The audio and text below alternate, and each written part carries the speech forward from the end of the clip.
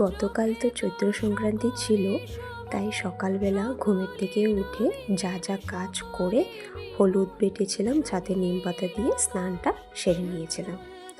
তবে স্নানটা করে যেহেতু এখন ঠাকুর পূজা নেই, তো ভাবলাম যে না, সামনে একটা কালীবাড়ি আছে, সেখানে একটু যাওয়া যাক। তারপর ধূপকাঠি আর প্রদীপ বাড়ির থেকে রেডি করে নিয়ে চলে গেলাম কালীবাড়িতে। আমার সামনে একটা কালীবাড়ি আছে, সেখানে ভাবলাম গিয়ে একটু বাতি জ্বালিয়ে আসি।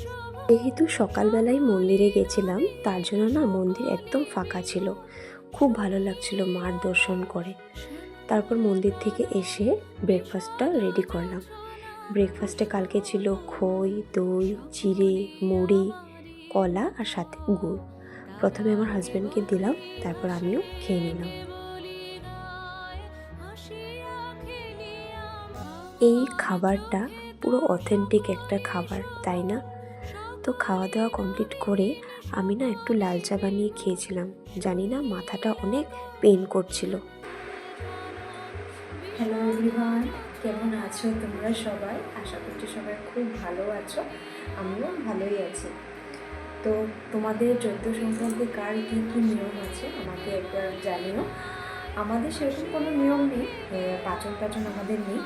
তো শ্বশুরবাড়িতেও যে নিয়মটা, আমি বাপের বাড়িতেও সেম নিয়মই। আমাদের টক ডাল খেতে লাগে, মানে আম ডাল, আর সাথে পিতা ভাজা।